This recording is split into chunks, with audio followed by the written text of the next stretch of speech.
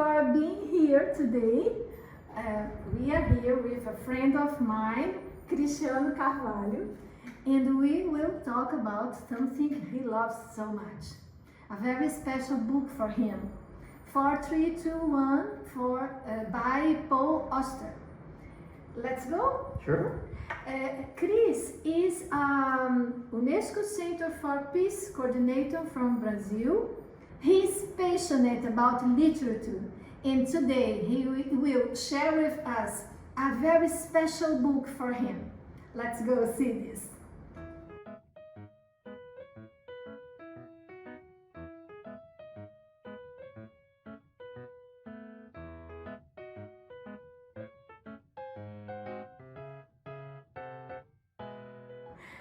As a prologue of this moment, let's talk about something more personal.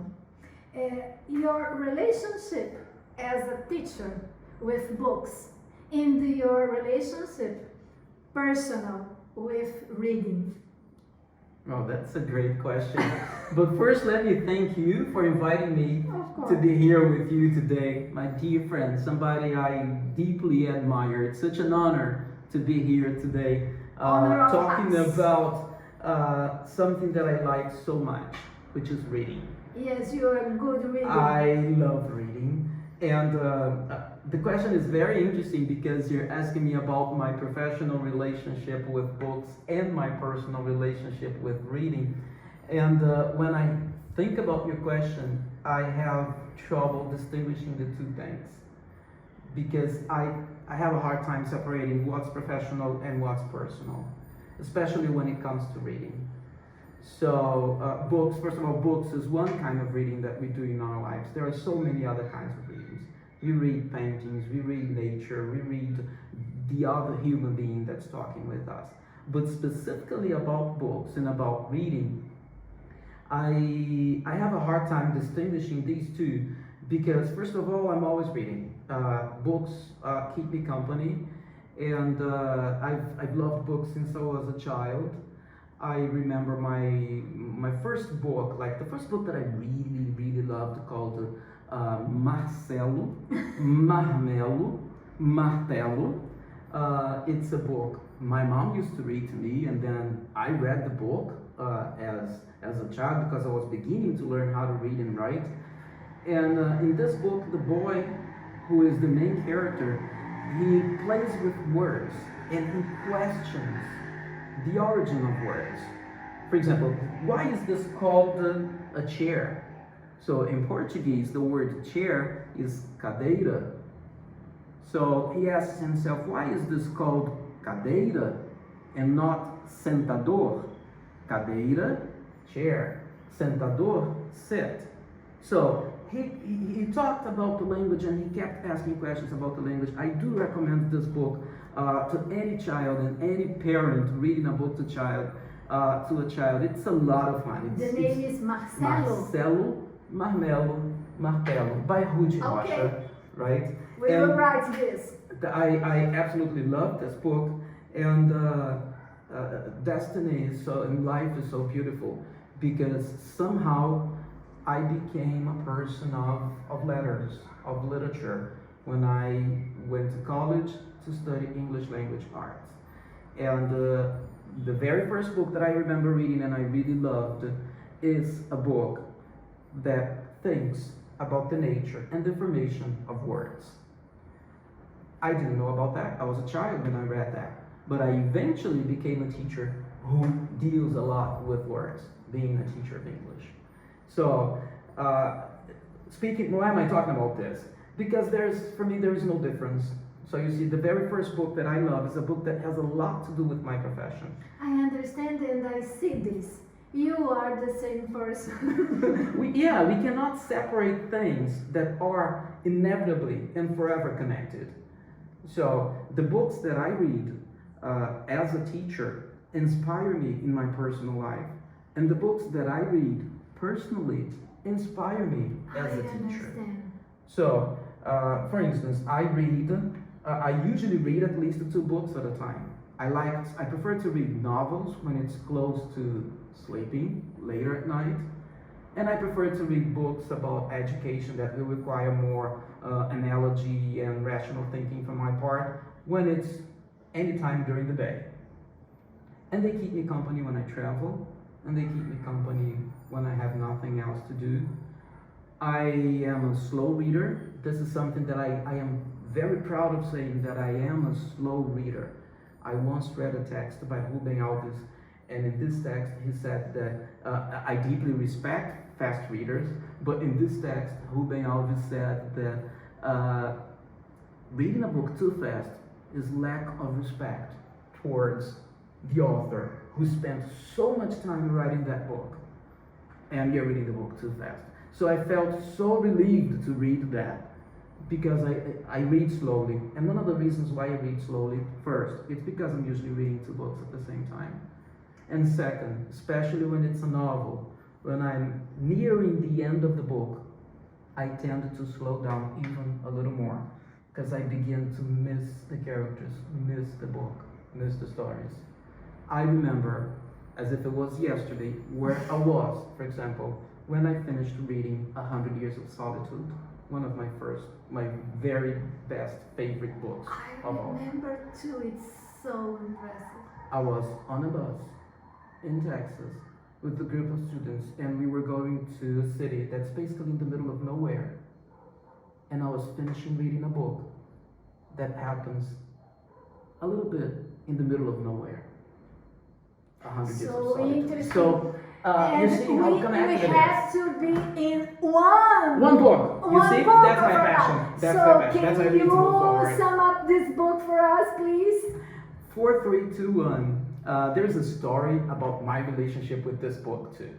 I Please. remember one day I was watching a program about literature on TV, and I saw this guy, this author, Paul Auster, being interviewed. I didn't know him. It was the first time I was listening to him, and he started talking about the book, and the way he explained the plot to us totally fascinated me. But before he talked about the plot, he talked about an experience he had when he was a teenager, I think 12, 13-year-old. He said that when he was 12 or 13, he was in a camp. He was in this camp in the middle of the woods. All of a sudden, it starts raining, and it's a terrible storm. It's a really huge thunderstorm. There's lightning. They start getting worried about that. And then they have the brilliant idea of looking for a safe place to be. So they decide to go back to the base. Okay. Right? As they're going back to the base, they have to crawl underneath a barbed wire, which is something they should have never done, of course. But when Paul Auster is about to crawl underneath the barbed wire, this lightning strikes the barbed wire and hits the boy that's right in front of him. In the interview, he said that he was like a hand away from this boy that eventually died. He said that every single day of his life, from that moment on, he thinks about this day that changed the life of that specific person who lost his life forever, and changed the lives of everybody that was to a certain degree related to him. From that moment on, he thought about life, and he understood that anything can happen, anytime. Anything can happen anytime. So when he said this, and then he described the plot to us, and of course I'm going to talk basically about the plot. I'm not going to throw in any spoilers here. And when he started talking about the plot, he said, the 4321, the title caught my attention. 4321, what kind of book is this? Is it a book about space exploration? What kind of book is this? No, 4321 is the same story. It's the story of the same person, Arte Ferguson, a boy that's born in the United States towards the end of the 40s, 1947 more specifically. And along the book, each chapter will divide into four different destinies for the same Archie that lives in the same place, but life will take him to different places. The same people many people that surround his life in each of these 4 lives are the same, but other people will start to get together with him in the different 4 parts. When he talked about these 4 different destinies, and I knew that this guy, this man, Paul Auster, close to 70, who was writing about destiny and about being safe and about being totally at mercy of the destiny, I thought, well, I want to read this book. I want to dive into this book. And it's a book that is about 850 pages long. Just that? Just that. And like I said, the bigger the book is, the slower I tend to get at the end, because it's a personal relationship that I developed with the book. So when I decided to buy this book, I was beginning a trip with students to the United States, and I thought, I am not going to buy a book that is almost 1,000 pages long to bring back to Brazil. That was the first time I bought an ebook, so I'm just sharing. I don't know even why I'm sharing this with you. We don't have the book here. That's why I don't have the book here, because when I read the 2 books, sometimes I read one with the ebook, and sometimes I read one that has a hard copy that I can smell, flip the pages, because I think there's this sensorial relationship with the book too. So all the lovers of books saying this kind of things, I understand. So that's a little bit about the book. It's the same character. It's how life can be different in so many unpredictable ways, in so many other ways that we can predict, because it has to do with our decisions too, and how when we take a path, we can go in so many directions, and how these paths can connect, reconnect, disconnect, tell apart. So this is 4, 3, 2, 1. Don't you want to go right now read this book?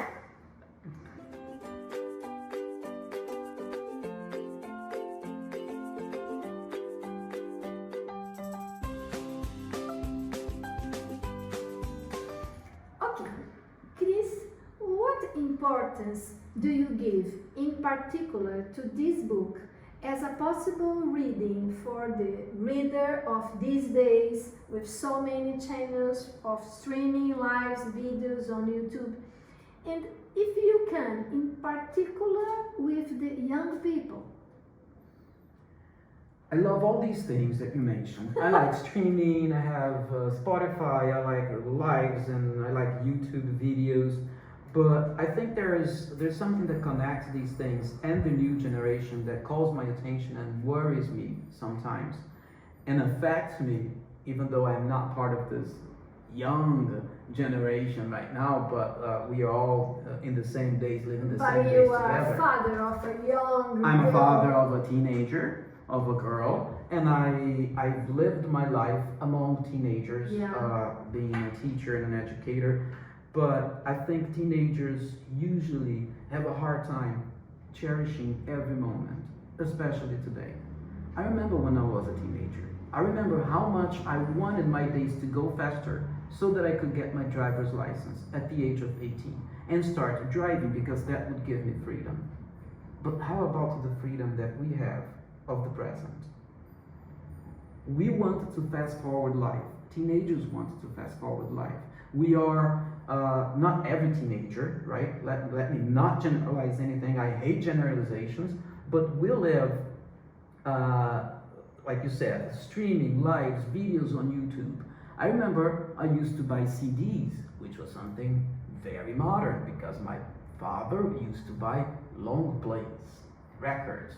But when we bought a CD, I remember. You remember that, I right? remember. Buying a CD and buying an LP record is not only, it is a sensorial thing that involves not only listening, it also involves exploration and discovery. Sometimes you are attracted to a CD because of a song.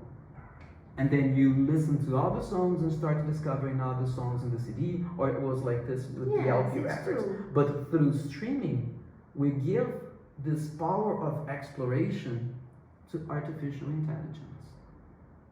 And sometimes we don't have the patience to listen to a song until it finishes. We switch to the next song.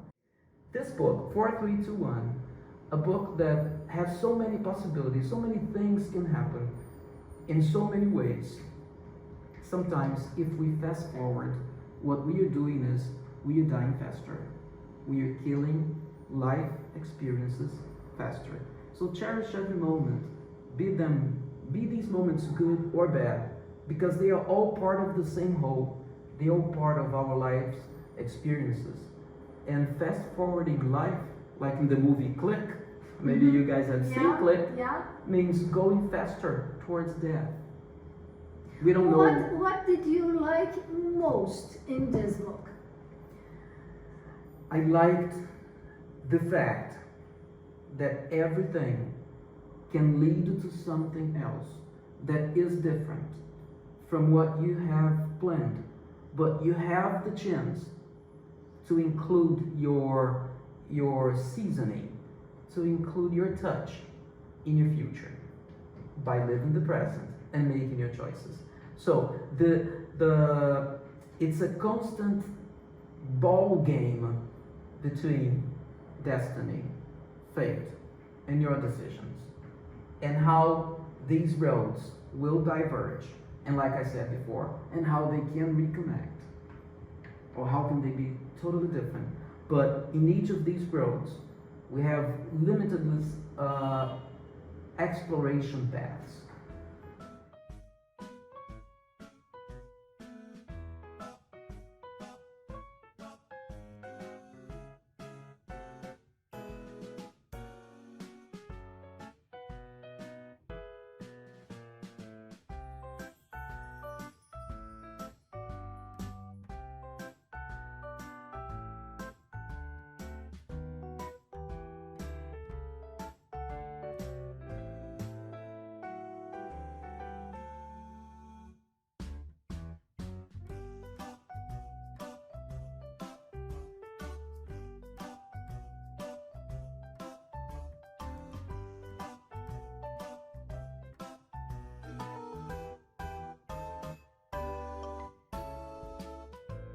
Chris, what comes to your mind when I ask you what did you like least? The blank pages. There are blank pages in this book. And no spoilers here. What could have been, but wasn't. That's what I liked least. I'm very curious to know what could have been, but wasn't. And so, do you think about the word destiny? Is this a very good word to explain what about this book tell us about? Is this book about destiny? It's about the journey. I remember it's about the journey. It's so beautiful. I remember two things. One is Robert Frost's poem in which he says, two roads diverged in a wood, and I took the one that was less traveled by. That made all the difference. So I think about this, and I also think about Eat, Love, Pray, the movie and the book, when the main character asks a guru the difference between hell and heaven. And he says, it's the same. What makes a difference is the journey. Okay, and yeah, I go need on. to check. Robert Frost. Let me get my cell phone.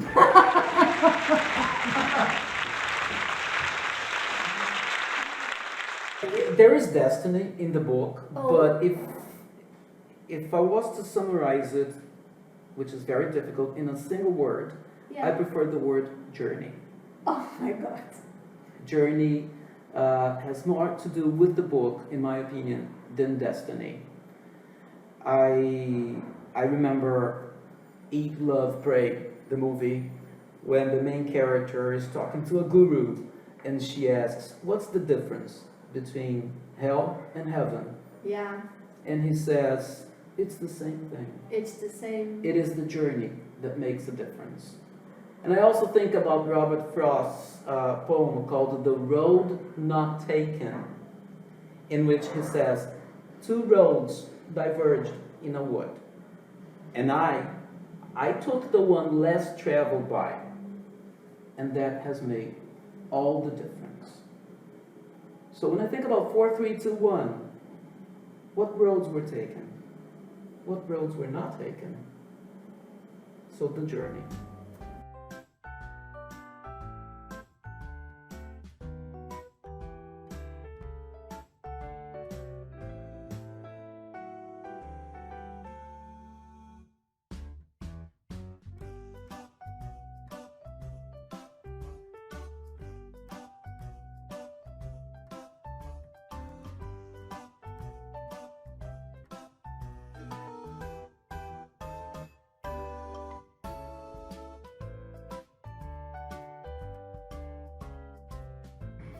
Chris, in what ways do you think this kind of book, specifically this book, in what ways it can change a person, develop a person? A reader, a more carefully reader, he can understand more about his life, he can understand more about people, he can understand more about his kind of choices reading this book. First of all, I think that for a book, like anything in life, to make sense and to be able to promote any significant change, it has to connect to you. So, psychological change, for example? Yes, psychological changes. I mean, you need to connect. It needs to appeal to you. It needs to touch your heart, not only your mind, right? The heart of the mind. Yes, it's and then it will make sense out of it. Because if you start reading a book and you don't connect to the story, you will either drop or you will get bored and tired just thinking about accomplishing a mission. And reading a book is not accomplishing a mission. Reading a book is traveling through a journey. Is accepting like the book. Like the book itself. Yes. It's accepting to get into that story. The moment you get into that story, it's like being in the woods, traveling a journey. And then you're going to explore the senses, the smell, the sights, and everything. And when you connect with the book, to me, what you have is a world of infinite possibilities. Okay, and specifically Chris, about this book, specifically about here, there's this book that I want to read. 3, 2, 1. It has a great connection to freedom, for example. We are free to choose a few things in our journey. Like I said, the journey is like the word that's always with me. But when we travel, the paths. Stop this film. I have to read a book. I can't be here anymore. I have to totally to go away to read this book. I'm showing you pictures of the trip. It's like when you see somebody's. I mean, we used to see albums. Right now, we look at Instagram. So seeing the pictures on Instagram is not being there, right? Yes. So I think this is it. It's like freedom. When you think about freedom to choose things, and how this will impact your destiny along your journey. So you will give yourself the chance to think, for example, that you don't control everything. And we human beings, we are control freaks. We think we control nature. We think nature serves us. We don't consider ourselves part of nature. So this is a book about freedom, but it's also about controlling. And it's about belonging. Belonging here while we exist here. So I think these things can help us look at life from different angles. And I think this is not something only about this book. It's about the great stories in general. I can understand now why you choose this book for our first talking about books and readers and writing and this kind of thing. Do you want to add anything else? Well, just like in a book, Yeah. I begin to slow down, but they have to come to an end, right? So I have a hard time wrapping things up. But let's think about a rocket, right? Like 4, 3, 2, 1, blast off. I had a blast reading this book. Oh my So- God! And I don't have to speak more in English That's with why I you wanted today. to Thank you share. very much, my friend. Thank you. Thank you.